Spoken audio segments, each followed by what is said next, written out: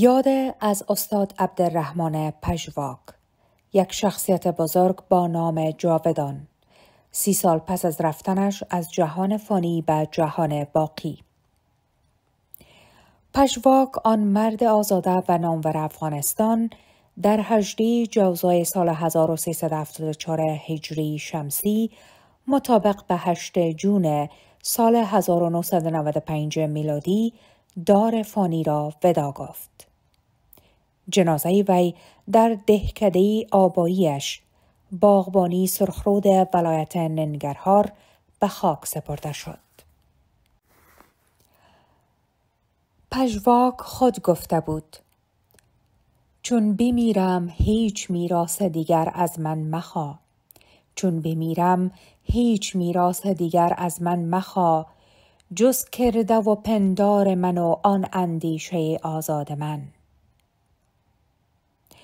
استاد پژواک عادت نداشت که آثار و نوشته‌های خود را جمع و نشر کند و یا درباره جزئیات مجاهدات خود برای دفاع از آزادی و منافع ملی و انسانی جلوه نمایی کند. او پابند سجع یا حق بود و به آنچه از خود در دفاع از حق کرامت انسانی و آزادی مردم و ملت خود توقع داشت می پرداخت. فرهاد پژواک در مقدمه کتاب خاطرات استاد پژواک می گوید: به نظر من نیروی ایمان و اعتقاد استاد پژواک به حق و آزادی فردی، کرامت انسانی و عدالت اجتماعی فارغ از هر نوع تبعیض و تنگ نظری بود که او را در مبارزه‌اش از دیگران متمایز ساخته و علیرغم ناملایمات روزگار به او امید و استقامت می بخشید تا از حقوق مردم و کشور خود و حفظ وقار افغانیت و اسلامیت دفاع کند. یک ابتکار و خدمت بزرگ پژواک در سازمان ملل متحد، رولشان در مبدل ساختن حق خود ارادیت از یک اصل سیاسی به یک اصل حقوقی شامل کنوانسیون‌های مهم بین المللی بود. پژواک روی پیوند حیاتی حقوق بشر با صلح جهانی تاکید می‌ورزید و می‌گفت احترام همگانی به حقوق بشر از صلح جهانی ناگسستنی است. Human rights is inseparable from world peace.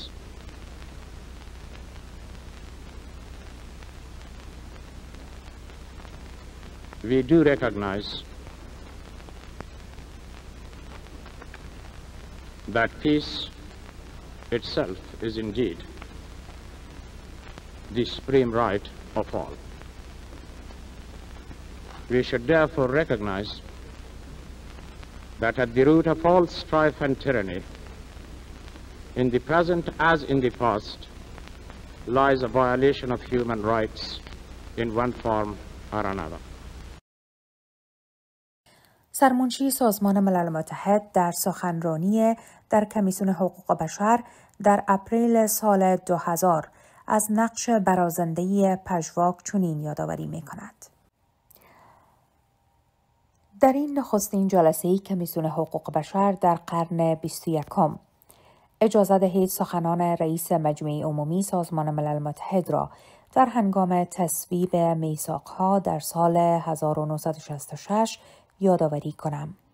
عبدالرحمن پژواک، نماینده افغانستان و رئیس مجمع عمومی، در آن مناسبت گفت که اگر سازمان ملل متحد بتواند ایدئولوژی داشته باشد، آن ایدئولوژی فراتر از هر چیز دیگری باید ایدئولوژی حقوق بشر باشد.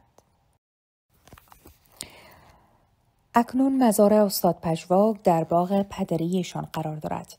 یکی از اهداف کلان بنیاد پژواک این است که این باغ به نام باغ پژواک حفظ و وقف شده و برای دایر شدن محافل علمی، ادبی و کلتوری در اختیار مردم قرار بگیرد.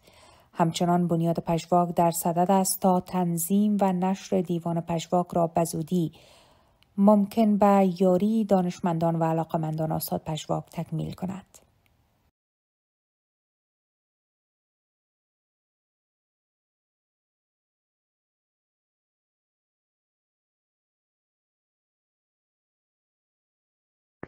د لوی او مهربان خدای په سپېڅلې نامه د ارواښاد استاد عبدالرحمن پژواک د 30 تلین د یاد او درناوي په پار یو نوستالژیکه منظومه ویرنه.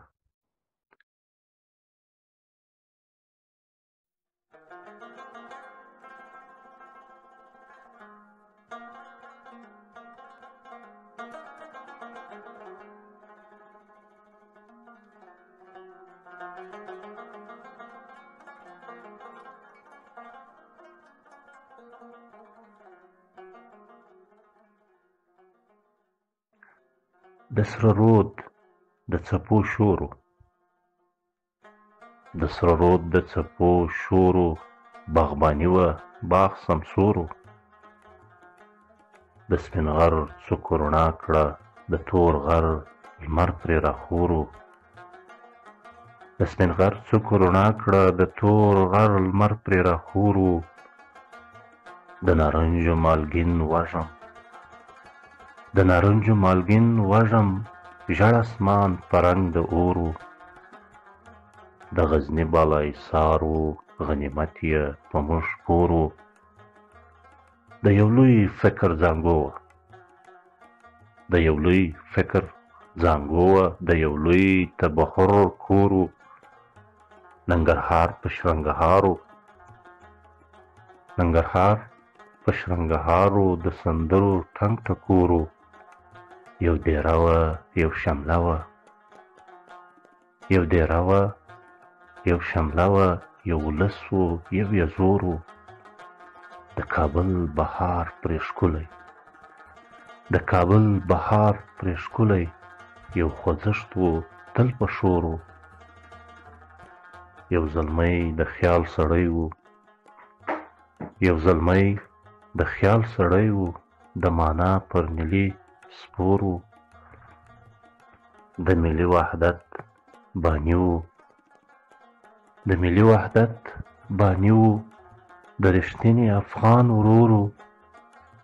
غوړولی یې ولس ته، غوړولی یې ولس ته د وطن د مینې شکور و. که بخدي و که هلمند و، که بخدي و که هلمند و، ورته ګران هرات او غور و. د وطن محبت پوخ کړ،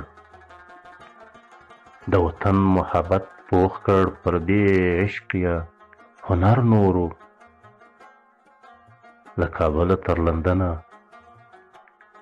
له کابله تر لندنه، د نړۍ پام یې په لور و. د مغرب په تفحص کې، د مغرب په تفحص کې، د مشرق د رنځ ټکور و. د ملي باور پر کرښو، د ملي باور پر کرښو، طرحه کړی یې تګلور و. د سیاست په کږلېچو کې سپین ضمیر و پاک له تور و. د سیاست په کږلېچو کې سپین ضمیر و پاک له تور و. د وطن د مینې جام کې، د وطن د مینې جام کې، د بل ګوټ نوبت نسکور و.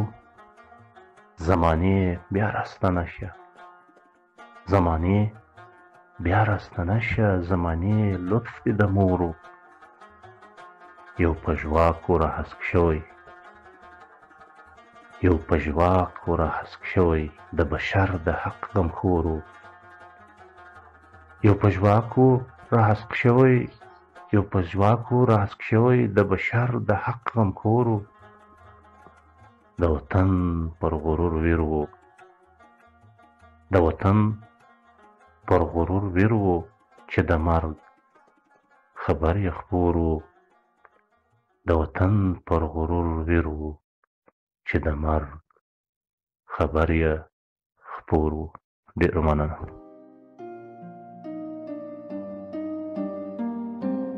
چندان که سال می رود و پیر می شویم، منکر ز کارسازی تدبیر در دست عقل نیست چه تهیه سرنوشت، ناچار رفته بنده تقدیر. گاهی به جرب فلسفه تعذیر می‌کند، گاهی به حکم سفسطه تکفیر می شویم. در خواب داد آینه در دست ما کسی، در خواب داد آینه در دست ما کسی، رویای حیرت چی تعبیر.